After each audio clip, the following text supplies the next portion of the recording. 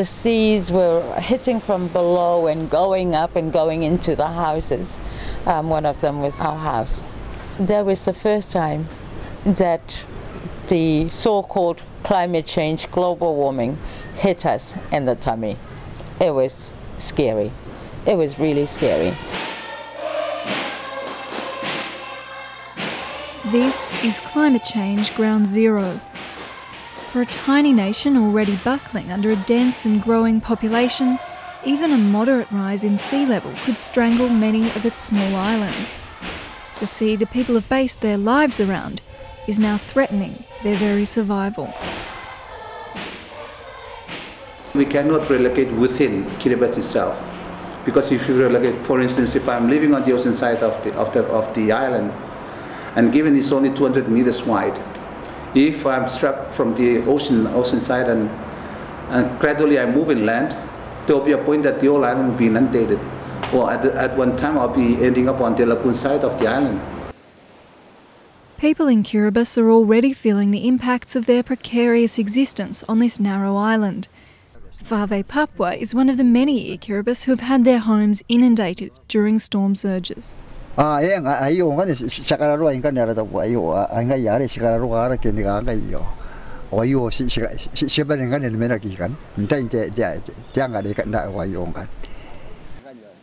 But people like Fave have little option but to continue battling the rising tide.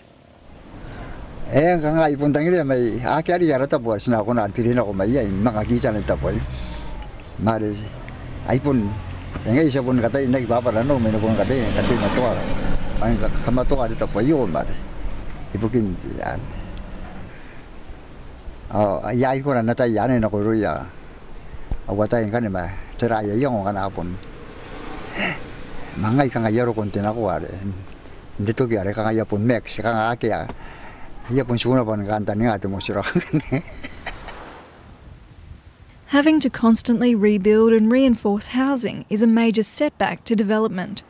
But it's not the only threat to the inhabitability of the country. Sea level rise also has dangerous impacts on food and water security. And this could see people forced to move long before their homes are underwater. We depend on groundwater, and the soil is quite porous, and any seawater that comes in or overtops the island will eventually sink down to the groundwater lands, and then that will have an impact on the water that we depend on. And not only the humans that depend on that resource, but the trees and the crops as well. And therefore the question of survivability on the island at that point in time would be a major concern. The state of the country's groundwater means Kiribati now has the highest rate of infant death from diarrhoea in the Pacific.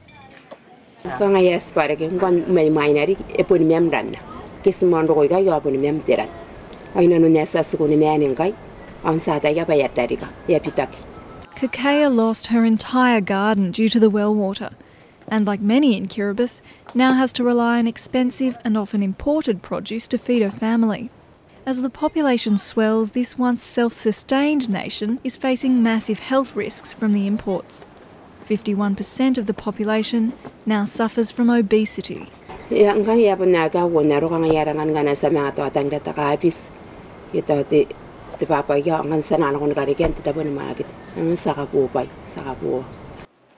or $3 in Kiribati is several hours' work at average wage, and it's likely climate change will even affect the few options for employment here. One of the nation's largest export industries, copra, faces huge risks from erosion, drought and salinity caused by climate change. As erosion gets severe, you can see lines of coconut trees falling into the sea. And as erosion gets more severe, you will see the narrowing of land, and therefore not much space for coconut trees to grow. And therefore I think that will impact the copra industry as a whole. Many locals reminisce about the lost island of Beekaman, where they had picnics under the coconut trees until it became inundated. But nothing's ever as simple as it seems. Beekaman Island, which at high tide is completely submerged, is an example of how hard it is to separate the impacts of climate change and development. Its problems began around the time a causeway was built on the main island of Tarawa, and even the seawalls are having an effect on the coastline. Along with erosion, a report this year by academics in New Zealand and Fiji revealed that sea level rise is unpredictably leading to some expansion in other areas of the coast. But the widespread claims of islands growing are false, according to co-author Arthur Webb. The media took the quantum leap of interpreting our work to say that atoll islands were growing vertically. So land height was growing vertically, which we categorically did not say. There is no mention of such thing in our paper.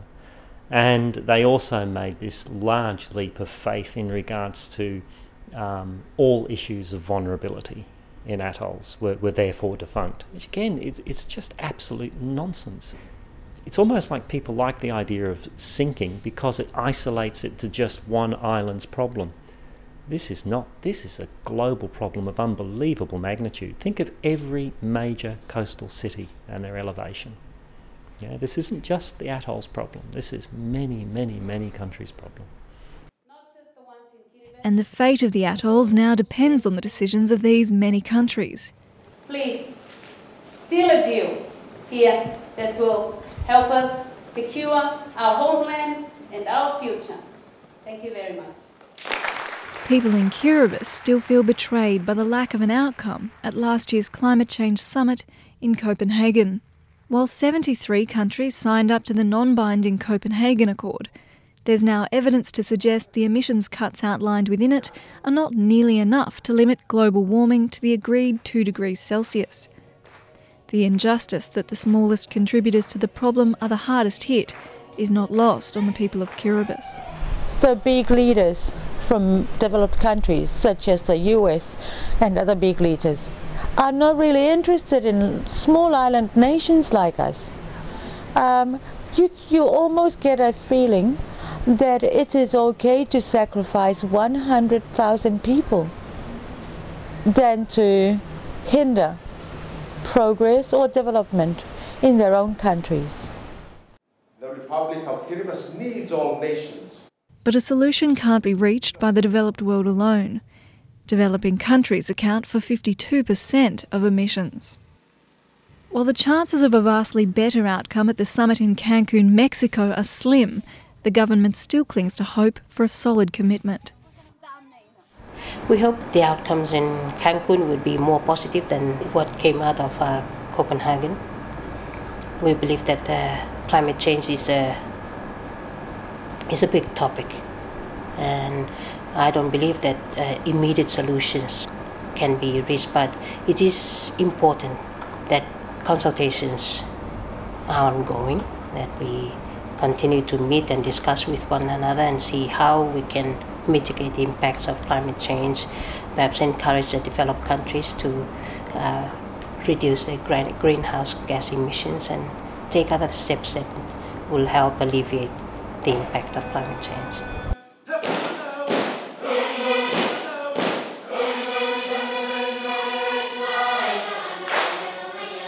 But while governments try to secure a deal at the summit, people in Kiribati aren't holding their breath. They're fighting to adapt to changes they say they didn't cause. We're trying to adapt and ultimately most people on the island would want to stay in Kiribati for as long as we can. These men are building a seawall to hold back the water from the causeway. They're part of a group called the Kiribati Adaptation Project, funded by aid from countries including Australia, to help educate people about how to cope with the crisis they're already experiencing. One of the old lady was saying, I'm feeling that the sun is getting closer to me. Now that's an indication of getting hot and hot, you know. Another of the nation's adaptation measures is preparing its population to slowly but surely leave Kiribati behind. We need to take steps from now.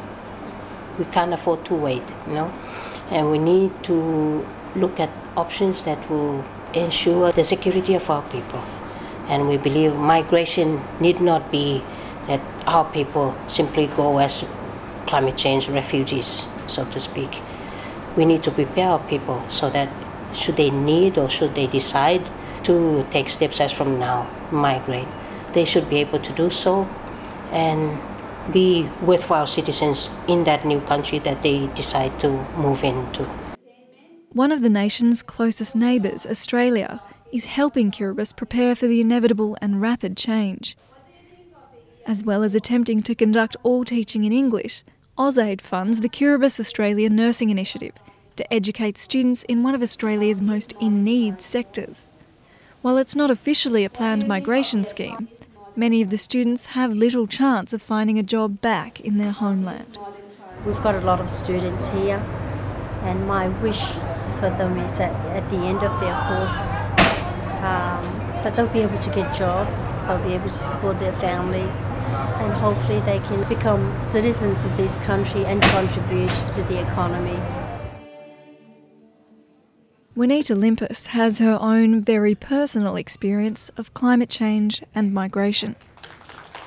I went back in 2005 and moved my grandfather's grave because where the graveyard, it's starting to be eaten away by the sea. And so we can see that eventually there will be no grave. So we decided that we move it from somewhere, from the graveyard, and move it to my family land. So we just reburied him there. For the 200 million people predicted to be displaced globally by climate change in 2050, rebuilding life away from home will present a range of new problems and concerns. One wonders whether, say, 100,000 people of our people go and reside in Australia, would we still have equal rights and equal opportunities to the inhabitants of the land? That's number one.